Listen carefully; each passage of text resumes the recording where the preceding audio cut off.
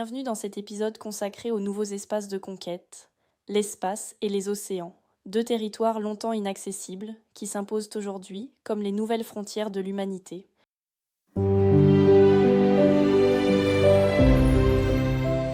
Tout commence dans les années 1950 avec la course à l'espace entre les États-Unis et l'Union soviétique, Spoutnik, Gagarine, Armstrong, autant de jalons qui marquent la rivalité des deux superpuissances. Mais depuis quelques années, la donne a changé. De nouveaux acteurs sont entrés en scène. La Chine, avec sa station spatiale Tiangong et ses projets lunaires, l'Inde, qui a posé une sonde près du pôle sud de la Lune, et même des entreprises privées comme SpaceX ou Blue Origin, qui parlent de tourisme spatial et envisagent d'exploitation minière des astéroïdes. Derrière les rêves d'exploration, l'espace est devenu un enjeu stratégique majeur. Satellites de communication, surveillance militaire, missiles guidés, l'OTAN en a même fait un cinquième domaine de guerre. En parallèle, les océans jouent un rôle tout aussi crucial. Plus de 90% du commerce mondial transite par la mer. Les grandes puissances navales, États-Unis, Chine, Russie, s'affrontent pour sécuriser ces routes et affirmer leur puissance. Mais les mers sont aussi un trésor économique. Pétrole, minerais, pêche. La Convention de Montego Bay en 1982 a fixé des zones économiques exclusives pour réguler l'exploitation. Pourtant, les tensions persistent. En mer de Chine méridionale, Pékin multiplie les revendications territoriales et dans l'Arctique, la fonte des glaces aiguise les appétits. Tout n'est cependant pas conflit. Dans l'espace, la Station spatiale internationale est un symbole rare de coopération réunissant Américains, Russes, Européens et Japonais. En mer, des accords récents visent à protéger la biodiversité de la haute mer, longtemps considérée comme un bien sans maître. Ces initiatives rappellent que ni l'espace ni les océans ne peuvent être gérés seuls. Ils exigent une gouvernance mondiale, fragile mais nécessaire. Impossible de conclure sans évoquer la Chine. Dans l'espace, Pékin investit massivement. Stations spatiales, satellites militaires, rovers sur Mars, etc. En mer de Chine méridionale, la République populaire construit des îles artificielles pour élargir ses eaux territoriales. Par ailleurs, elle déploie la plus grande flotte militaire du monde. Sa stratégie est claire, s'imposer comme puissance globale dans les deux grands espaces du XXIe siècle.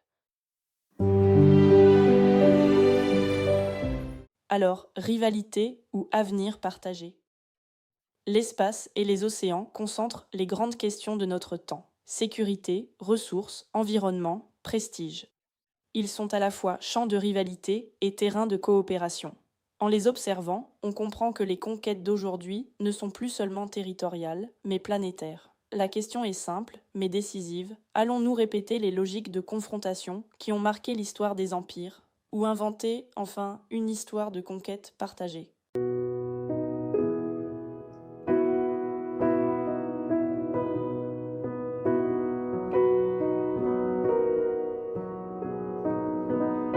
Merci de nous avoir écoutés sur Ondes lycéennes. À très bientôt pour un nouvel épisode.